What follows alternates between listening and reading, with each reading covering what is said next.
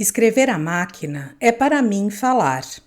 Olá, sejam muito bem-vindos ao canal Liber Audiolivro. Eu sou a Giovana e hoje vou ler a carta a Adolfo Casais Monteiro, escrita por Fernando Pessoa. Se quiser informações sobre o autor, clique no card que aparece no canto direito superior ou no link na descrição do vídeo.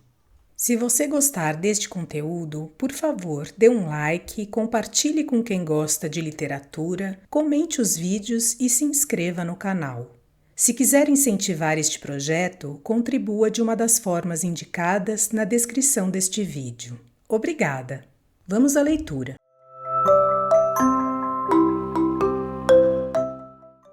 Fernando Pessoa relata ao seu amigo e crítico literário a criação de Alberto Caeiro, Ricardo Reis e Álvaro de Campos nesta carta sobre a gênese dos heterônimos.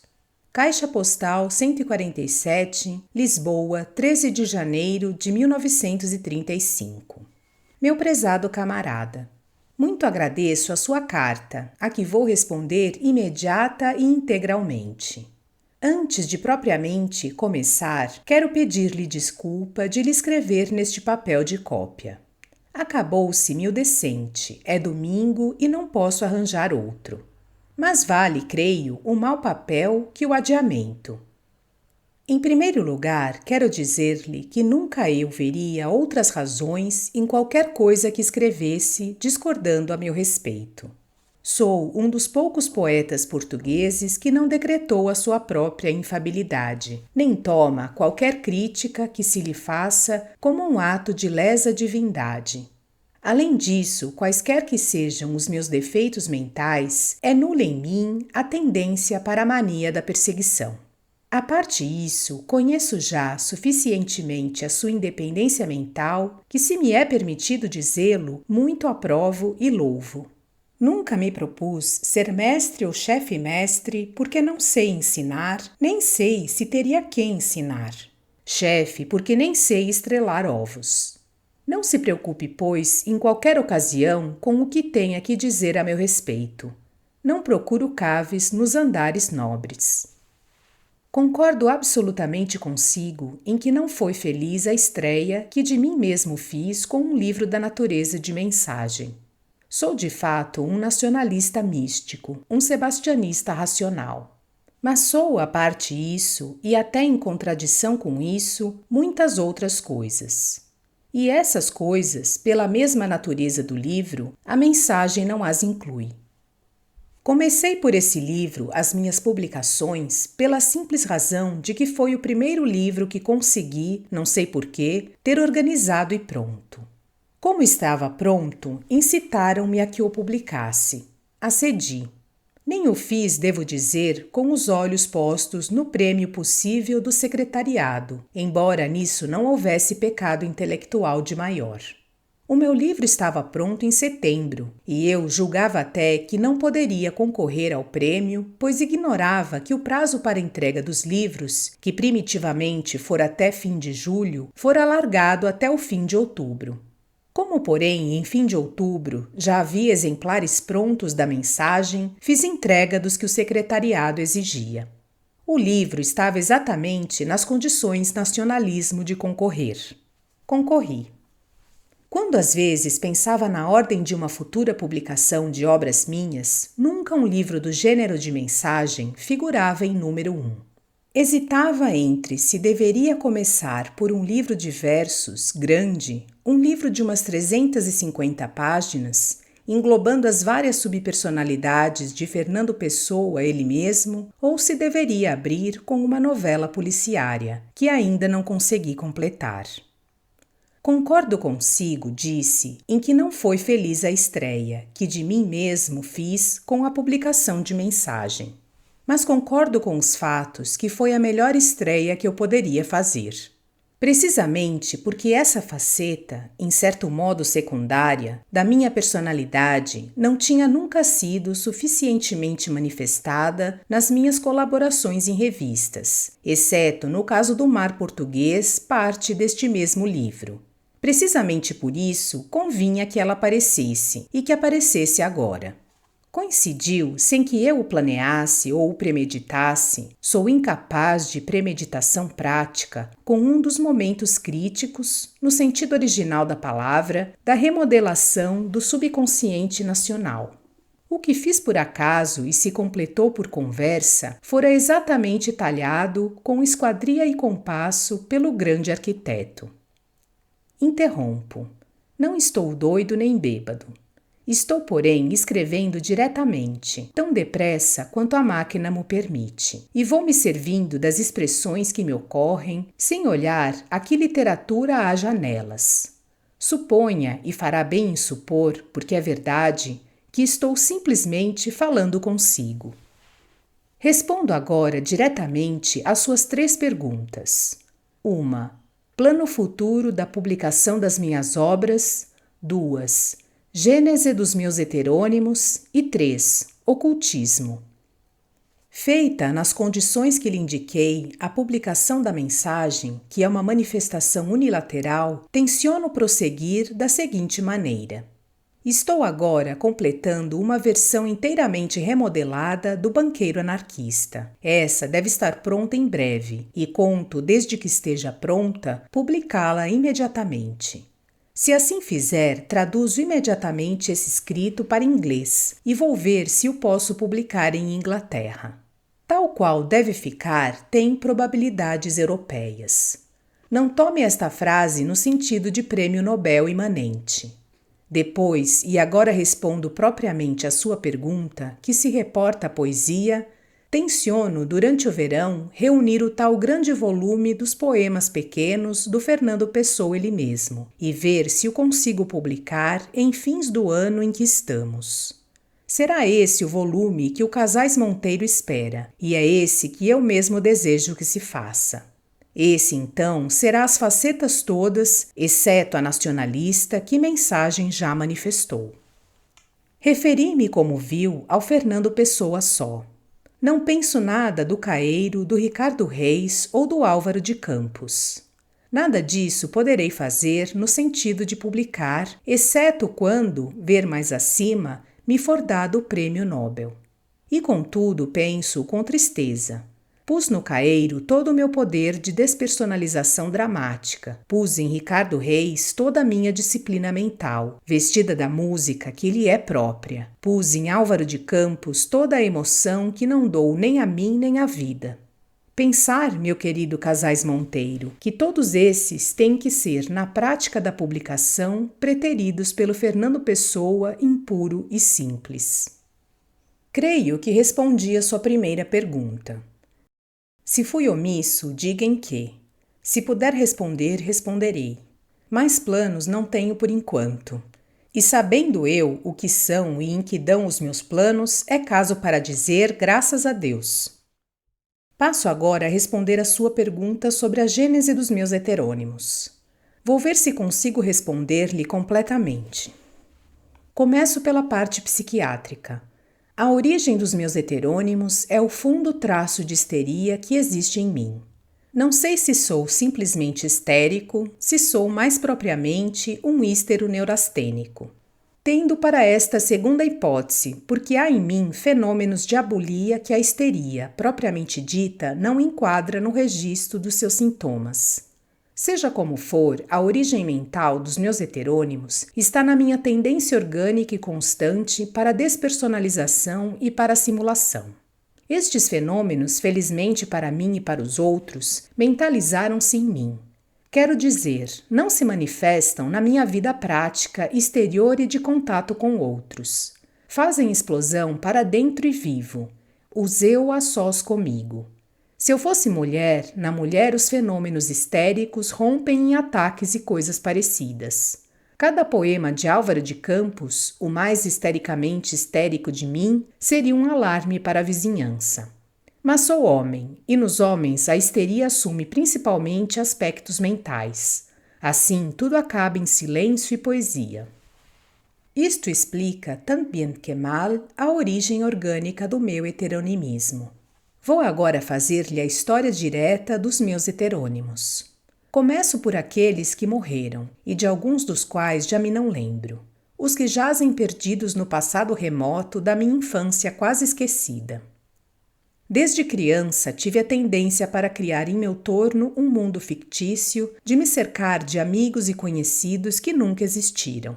Não sei, bem entendido, se realmente não existiram ou se sou eu que não existo.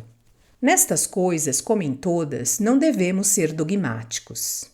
Desde que me conheço como sendo aquilo a que chamo eu, me lembro de precisar mentalmente, em figura, movimentos, caráter e história, várias figuras irreais que eram para mim tão visíveis e minhas como as coisas daquilo a que chamamos, porventura abusivamente, a vida real. Esta tendência que me vem desde que me lembro de ser um eu tem me acompanhado sempre, mudando um pouco o tipo de música com que me encanta, mas não alterando nunca a sua maneira de encantar. Lembro assim o que me parece ter sido o meu primeiro heterônimo ou antes o meu primeiro conhecido inexistente. Um certo Chevalier de Pas, dos meus 6 anos, por quem escrevia cartas dele a mim mesmo e cuja figura, não inteiramente vaga, ainda conquista aquela parte da minha afeição que confina com a saudade. Lembro-me com menos nitidez de uma outra figura cujo nome já me não ocorre, mas que o tinha estrangeiro também, que era, não sei em que, um rival do Chevalier de Pas. Coisas que acontecem a todas as crianças? Sem dúvida, ou talvez. Mas a tal ponto as vivi que as vivo ainda porque as relembro de tal modo que é mister um esforço para me fazer saber que não foram realidades. Esta tendência para criar em torno de mim um outro mundo, igual a este, mas com outra gente, nunca me saiu da imaginação. Teve várias fases, entre as quais esta, sucedida já em maioridade. Ocorria-me um dito de espírito absolutamente alheio, por um motivo ou outro, a quem eu sou ou a quem suponho que sou. Dizia-o imediatamente, espontaneamente, como sendo de certo amigo meu, cujo nome inventava, cuja história acrescentava e cuja figura, cara, estatura, traje e gesto, imediatamente eu via diante de mim. E assim arranjei e propaguei vários amigos e conhecidos que nunca existiram, mas que ainda hoje, a perto de 30 anos de distância, ouço, sinto, vejo. Repito, ouço, sinto, vejo. E tenho saudades deles. Em eu começando a falar e escrever a máquina é para mim falar, custa-me a encontrar o travão. Basta de maçada para si, Casais Monteiro. Vou entrar na gênese dos meus heterônimos literários, que é, afinal, o que vosmecê quer saber. Em todo o caso, o que vai dito acima dá-lhe a história da mãe que os deu à luz. Aí, por 1912, salvo erro, que nunca pode ser grande, veio-me a ideia escrever uns poemas de índole pagã. Esbocei umas coisas em verso irregular, não no estilo Álvaro de Campos, mas no estilo de meia regularidade, e abandonei o caso. Esboçara-se-me, contudo, numa penumbra mal urdida, um vago retrato da pessoa que estava a fazer aquilo. Tinha nascido, sem que eu soubesse, o Ricardo Reis. Ano e meio ou 2 anos depois, lembrei-me um dia de fazer uma partida ao Sá Carneiro, de inventar um poeta bucólico de espécie complicada e apresentar-lhe, já me não lembro como, em qualquer espécie de realidade. Levei uns dias a elaborar o poeta, mas nada consegui. Num dia em que finalmente desistira, foi em 8 de março de 1914, acerquei-me de uma cômoda alta e, tomando um papel, comecei a escrever de pé, como escrevo sempre que posso. E escrevi 30 e tantos poemas a fio, numa espécie de êxtase cuja natureza não conseguirei definir. Foi o dia triunfal da minha vida, e nunca poderei ter outro assim. Abri com um título, O Guardador de Rebanhos. E o que se seguiu foi o aparecimento de alguém em mim a quem dei desde logo o nome de Alberto Caeiro. Desculpe-me o absurdo da frase. Aparecer em mim o meu mestre. Foi essa a sensação imediata que tive. E tanto assim que, escritos que foram esses 30 e tantos poemas, imediatamente peguei noutro papel e escrevi a fio também os 6 poemas que constituem A Chuva Oblíqua, de Fernando Pessoa. Imediatamente e totalmente. Foi o regresso de Fernando Pessoa Alberto Caeiro a Fernando Pessoa ele só. Ou melhor, foi a reação de Fernando Pessoa contra a sua inexistência como Alberto Caeiro. Aparecido Alberto Caeiro, tratei logo de lhe descobrir, instintiva e subconscientemente, uns discípulos. Arranquei do seu falso paganismo o Ricardo Reis latente, descobri-lhe o nome e ajustei-o a si mesmo, porque nessa altura já o via. E de repente, em derivação oposta à de Ricardo Reis, surgiu-me impetuosamente um novo indivíduo. Num jato e a máquina de escrever, sem interrupção nem emenda, surgiu a Ode Triunfal, de Álvaro de Campos. A Ode com esse nome e o homem com o nome que tem. Criei, então, uma coterie inexistente. Fixei aquilo tudo em moldes de realidade. Graduei as influências, conheci as amizades, ouvi dentro de mim as discussões e as divergências de critérios, e em tudo isto me parece que fui eu, criador de tudo, o menos que ali houve. Parece que tudo se passou independentemente de mim. E parece que assim ainda se passa. Se algum dia eu puder publicar a discussão estética entre Ricardo Reis e Álvaro de Campos, verá como eles são diferentes e como eu não sou nada na matéria. Quando foi da publicação de Orfeu, foi preciso à última hora arranjar qualquer coisa para completar o número de páginas. Sugeri então ao sacarneiro que eu fizesse um poema antigo, do Álvaro de Campos. Um poema de como Álvaro de Campos seria antes de ter conhecido Caeiro e ter caído sob a sua influência. E assim fiz o Opiário, em que tentei dar todas as tendências latentes do Álvaro de Campos, conforme haviam de ser depois reveladas, mas sem haver ainda qualquer traço de contato com o seu mestre Caeiro. Foi dos poemas que tenho escrito o que me deu mais que fazer, pelo duplo poder de despersonalização que tive que desenvolver. Mas enfim, creio que não saiu mal e que dá o Álvaro em botão. Creio que lhe expliquei a origem dos meus heterônimos. Se há, porém, qualquer ponto em que precisa de um esclarecimento mais lúcido, estou escrevendo depressa, e quando escrevo depressa não sou muito lúcido. Diga que de bom grado lhe darei. E é verdade, um complemento verdadeiro e histérico. Ao escrever certos passos das notas para recordação do meu mestre Caeiro, do Álvaro de Campos, tenho chorado lágrimas verdadeiras. É para que saiba com quem está lidando, meu caro Casais Monteiro. Mais uns apontamentos nesta matéria. Eu vejo diante de mim, no espaço incolor, mas real do sonho, as caras, os gestos de Caeiro, Ricardo Reis e Álvaro de Campos. Construí-lhes as idades e as vidas. Ricardo Reis nasceu em 1887. Não me lembro do dia e mês, mas tenho os augures. No Porto, é médico e está presentemente no Brasil. Alberto Caeiro nasceu em 1889 e morreu em 1915. Nasceu em Lisboa, mas viveu quase toda a sua vida no campo. Não teve profissão nem educação quase alguma. Álvaro de Campos nasceu em Tavira, no dia 15 de outubro de 1890. Às 1h30 da tarde, diz-me o Ferreira Gomes. E é verdade, pois feito o horóscopo para essa hora está certo. Este, como sabe, é engenheiro naval, por Glasgow, mas agora está aqui em Lisboa em inatividade. Caeiro era de estatura média e, embora realmente frágil, morreu tuberculoso, não parecia tão frágil como era. Ricardo Reis é um pouco, mas muito pouco, mais baixo, mais forte, mais seco. Álvaro de Campos é alto, 1,75 m de altura, mais 2 centímetros do que eu. Magro e um pouco tendente a curvar-se. Cara rapada a todos, o Caeiro louro sem cor, olhos azuis. Reis de um vago moreno mate. Campos entre branco e moreno, tipo vagamente de judeu português. Cabelo, porém, liso e normalmente apartado ao lado, monóculo. Caeiro, como disse, não teve mais educação que quase nenhuma. Só instrução primária. Morreram-lhe cedo o pai e a mãe e deixou-se ficar em casa, vivendo de uns pequenos rendimentos. Vivia com uma tia velha, tia-avó.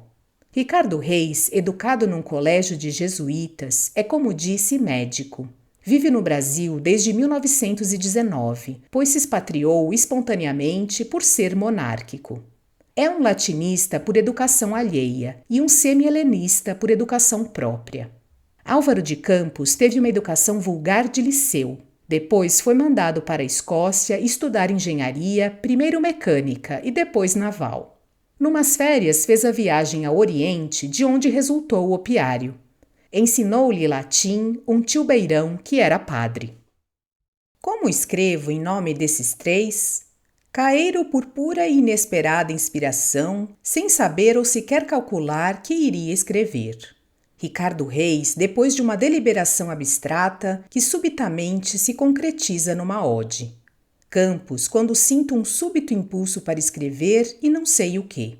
O meu semi-heterônimo Bernardo Soares, que aliás em muitas coisas se parece com Álvaro de Campos, aparece sempre que estou cansado ou sonolento, de sorte que tenho um pouco suspensas as qualidades de raciocínio e de inibição. Aquela prosa é um constante devaneio. É um semi-heterônimo, porque não sendo a personalidade a minha, é não diferente da minha, mas uma simples mutilação dela. Sou eu menos o raciocínio e a afetividade.